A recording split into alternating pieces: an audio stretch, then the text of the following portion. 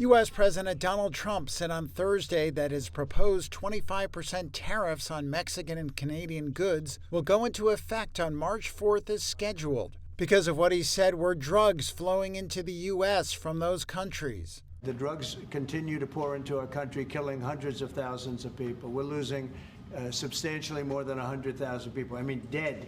They're dead.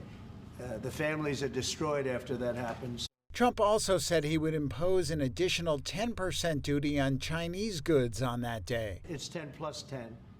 In 10 case, plus 10 was there confusion on that? There was, sir, yeah. Okay, 10 plus 10. It's a second 10. Canadian and Mexican officials were due to meet with Trump administration counterparts in Washington on Thursday and Friday to try to forestall the tariffs, which could deal a serious blow to a highly integrated North American economy. Here's Mexican President Claudia Sheinbaum.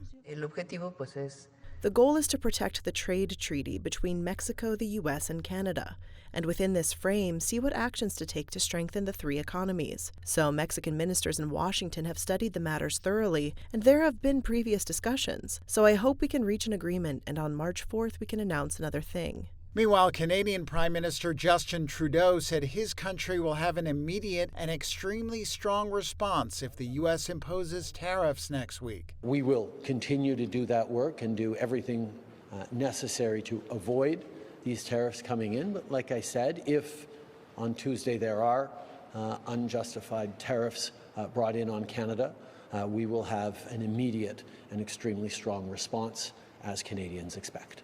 Trump's comments on the matter during his first cabinet meeting on Wednesday seemed to suggest that he may push the deadline back for about 1 month until April 4th. Comments from Trump administration officials indicated that the April deadline was for Trump's reciprocal tariffs, matching import duty rates of other countries and offsetting their other restrictions. Beijing, in a letter to U.S. Trade Representative Jamieson Greer, said China and the United States should address concerns in economic and trade fields through equal dialogue and consultation.